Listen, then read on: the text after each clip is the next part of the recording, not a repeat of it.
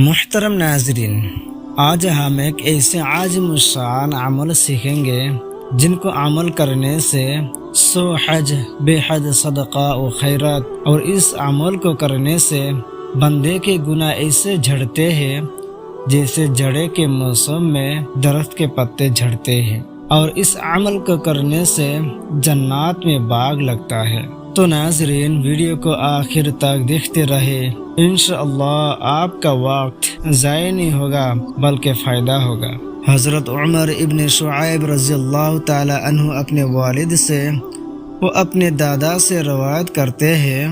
کہ رسول اللہ صلی اللہ علیہ وسلم نے ارشاد فرمایا کہ جو شخص 100 بار صبح اور 100 بار شام سبحان اللہ پڑھے وہ اس شخص کے مانند ہے جو 100 حج کرے، اور جو شخص 100 بار صبح اور 100 بار شام الحمدللہ پڑھے وہ اس شخص کے مانند ہے جس نے اللہ کی راہ میں 100 گھوڑے دیے،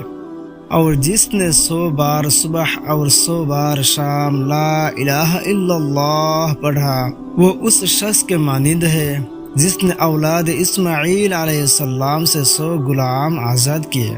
اور جس نے 100 بار صبح اور 100 بار شام اللہ اکبر پڑھا اس دن اس شخص سے زیادہ کوئی ثواب نہیں لائے گا سوائے اس شخص کے جو اس کے مانند یا اس سے زیادہ پڑھے۔ اس حدیث میں جو کلمات بیان کیے گئے ہیں تیسرے کلمہ میں وہ سب جمع ہو گئے ہیں،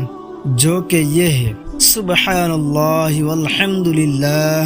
ولا الہ الا اللہ واللہ اکبر۔ لہذا اگر کوئی شخص صبح و شام تیسرا کلمہ 100 بار پڑھ لیا کرے تو مذکورہ سارے ثواب کو حاصل کر لے گا۔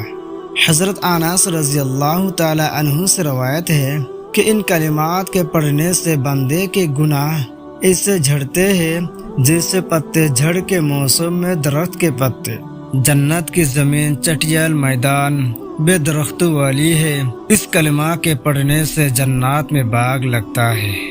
تو ناظرین، ہر صبح و شام اس کلمات کو ضرور پڑھا کرے تاکہ مذکورہ سارے ثواب آپ کو بھی حاصل ہو، اور صدقہ جاریہ کی نیت سے ویڈیو کو ضرور شیئر کریں۔